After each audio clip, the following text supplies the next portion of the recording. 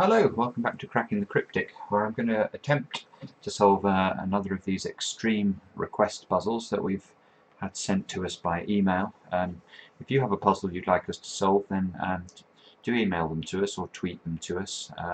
The email is crackingthecryptic@gmail.com and the Twitter is @crypticcracking. So let's take a look at this puzzle and see how we would go about solving it.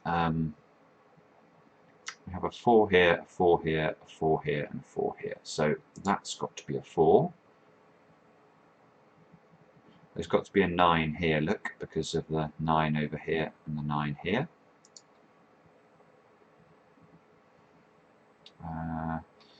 See that this 5 now has an effect on this block.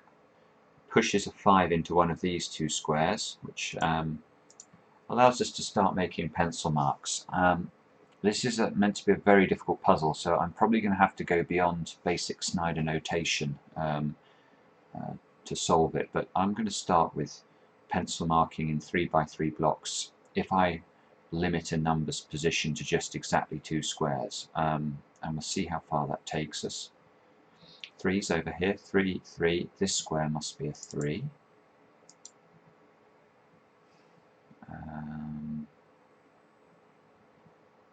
Okay, this 6 here now must be a 6 in one of these 3 positions down column 1 in this block. Now that means one of these 2 squares must be a 6 in this block here. 9, we can pencil mark 9's into these 2 squares. Can't do anything with 9's here. I don't really want to pencil mark into 3 positions, especially not at this early stage. 7's locked into these 2 squares by this 7 and this 7, which means they're also locked into those 2 squares.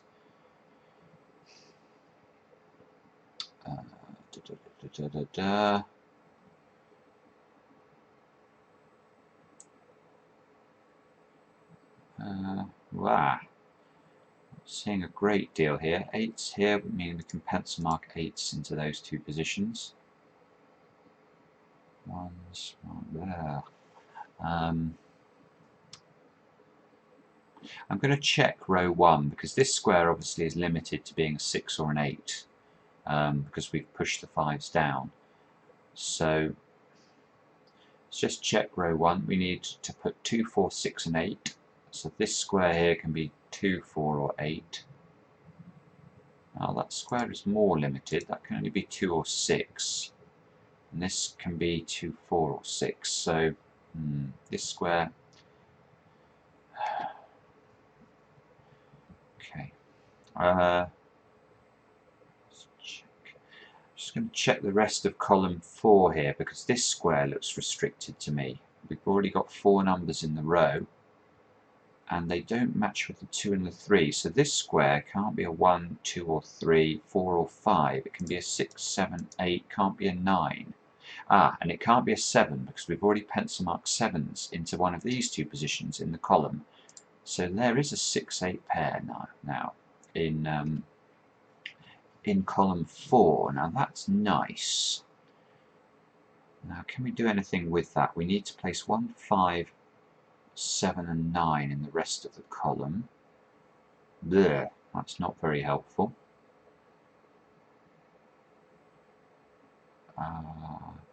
Aha! But we can do a New York Times trick here. This is lovely actually. So when we get to a position like this and we find a hidden pair like this 6, 8, it's so important not to just do what I started to do there, which is to look at the column, the rest of the column, note that I couldn't really restrict any of the squares and then give up on that. Really interrogate what it means that there is no 6 or 8 in this column. And if you do that properly, you should be looking, for example, actually at this block here and this 3 and 6. Because this 3 and 6 have an incredible impact on row 6 of the grid. So this row here, you can see immediately we've not got any number, we've not got the number 3 or 6 in row 6 yet, and we can't put 3 or 6 in any of these 3 squares. But we've also just located that this square here, it couldn't contain a 3 at the start of the puzzle, but it now cannot contain a 6 either. So where are we going to put a 3 and a 6 in row 6? There's only 2 places we could possibly put them, and that's into those 2 squares. So that is a little trick that, you know, if you do discover this sort of thing, you have to push it to the limit. Now, what can we do with that? Well, immediately I can see this 4 and this 4 now force this square to be a 4, because you can see how powerful this was. Before we found this 3-6 pair, there would have been nothing to stop us putting a 4 into this square here. You know, if we look along the row, look along the column, look in the block, you know, it wasn't possible to tell that this square wasn't a 4 until we found the 3-6 pair. So this is the power of this sort of thing. And you know, you can immediately see as well, now we've got 4s here. We're now able to pencil mark 4s up there, and we have a 4 here. So in fact we're going to get 3 more numbers from this, because once this square can't be a 4 and we put the 4 into this square, we immediately can put the 8 here and the 5 here, simply because of unwinding our earlier pencil marks. And this is going to give us a whole flurry of pencil marks now. So the main danger here is that I don't actually fully utilize all of this information we've just discovered. So let's do this carefully. 4 here, 4 here. So this square is a 4. This square must be a 4, because we have a 4 in these 2 positions. And we'll see these 2 4s. We can pencil mark 5s at the bottom there, because of the 5 here and the 5 we've just discovered there. 8s, can we do anything more with 8s? Yes, we can. Look, we can pencil mark 8s into these 2 squares, because this 8 rules out there being an 8 in any of these 3 squares. So it's forced downwards. The immediate effect now is, where can we put an 8 in this block? It can only go here. So we put that in. Now this 8 was part of a 6-8 pair that we discovered earlier in column 4. So now this square must be a 6. Now, can we do anything with the 6 here? No, I don't think we can really. I might be missing a trick there, but I can't see how to. 6, we can pencil mark 6s. Actually, yes, we can. Look, we've got a 5-6 pair there. Now this 6 and this 6 interact on the central 3x3 block to force a 6 into this square or this square, both pointing at this square. So this square can't be a 6, that's going to have to be the 5. That means the 6 must be here.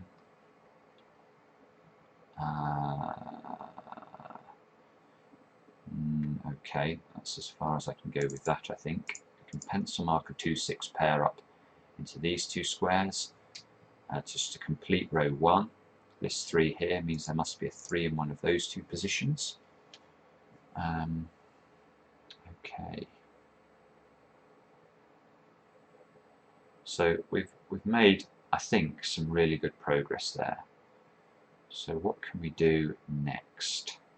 5 here and 5 here, so the 5 in one of those 2 positions.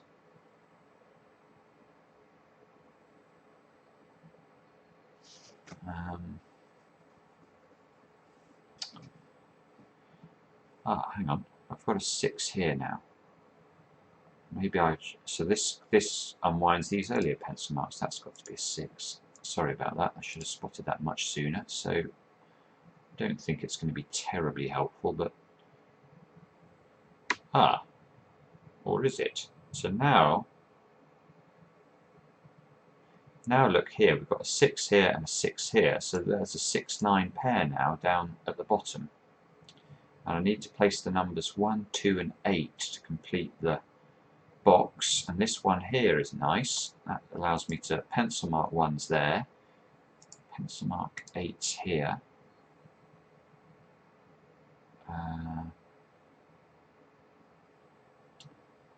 Can I do anything with 2s yet? I don't think so. But I can maybe use the 1. So No, I've not got any information about ones in this block yet. So that's not so good. Ah, but hang on, where can I put an 8 in column 2? If we look at column 2, there's an 8 here, so this can't be an 8. There's an 8 here, this can't be an 8. And there's an 8 here, so this can't be an 8. So this must be an 8. And that's lovely, because now this must be the 1. And that allows me to pencil mark ones into these, those two squares. And I still need 2 and 7 to complete column 2, and there's a 2 there, look, so that's 2 here and a 7 here. And now this must be a 2. And we can do some more pencil marking. So 2's into those two squares. The 7 here and the 7 here resolve. This can no longer be a 7, so that must be a 7 into this position. 7, 7, 6, 9, 1, 7, 8 here. Let's see how to use that. 5, 5's into these two squares.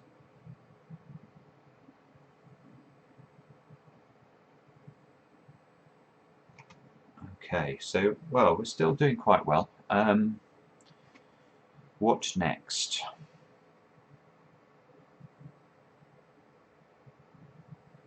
Well, if we look along row 2, we still need to place 1 and a 7, don't we? So I'm going to highlight that. It's 7. And I'm also going to check row 8 here, because we already have 6 numbers in it, so we need 3, 7 and 8. Ah, so there's an 8 here, so that gives us pencil marked 8s into those squares. 3, 7, 8. Okay, I don't think something.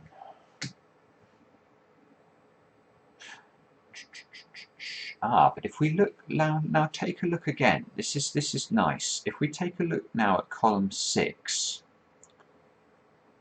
again we get this interesting feature where we've got the numbers 1, 2 and 9 in column 6, and we have the numbers 1, 2 and 9 in row 8. So let's think about this block. Where can we put the numbers 1, 2 and 9 in this block? Now, we can only place them in these 3 positions, because they're ruled out of being in the other 4 positions. So there is a triple there. Now, I'm not sure how useful it's going to be. You can see there's 2 here, so this square is a 1 or a 9. And there's a 1 here, so this square is a 2 or a 9. This square is unrestricted. So there we go. Now the rest of the column, so I'm going to need a 3 and a 5. I haven't got anything I know about yet. So this 5 here means there's a 5 in one of those 2 squares. 5, 5. Ah, this is nice. So now the fact I've located there's a 5 in one of these 2 squares in this block interacts with this 5 here to force a 5 into one of those 2 positions, and that is checked here. So this can't be the 5, this must be the 5, and then that gives us this 5 over here as well. So that is nice. Now I need 1, and I'm going to pencil mark this as a 1 or a 9 just because identifying doubles is so powerful. I still need to put a 3 in this block, don't I? So 3, 5.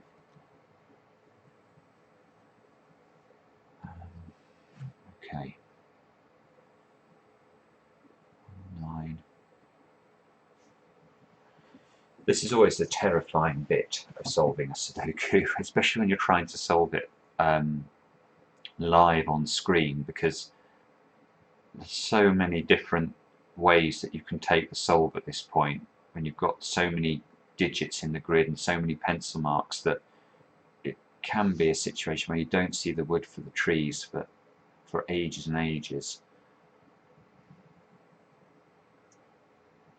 2, 6 here. 2.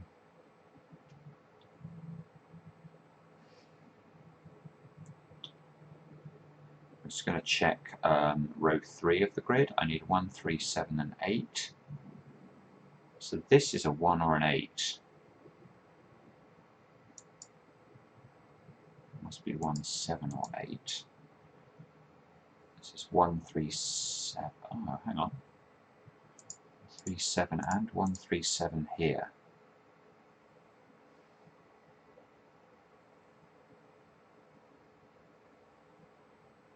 This square, what can this square be? This square can only be 3 or 7 because of 8 here. So there is a triple in column 8. We've got 1, 3 and 7. So what do I need to complete the column then? I need 2, a 6 and a 9. Oh, I could have put a 9 in before. That's annoying, sorry. There's a 9 here and a 9 here. So this square here was a 9.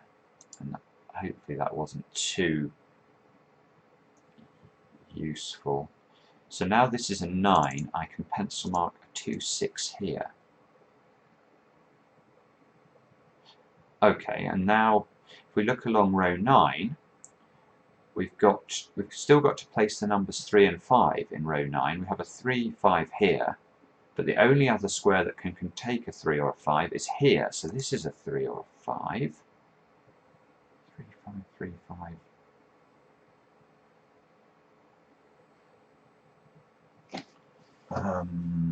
Now,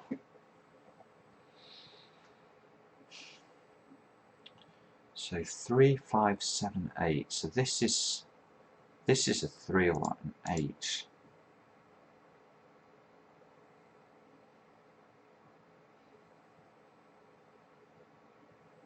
Three here. Yes, and here we can do a. Can we do a trick?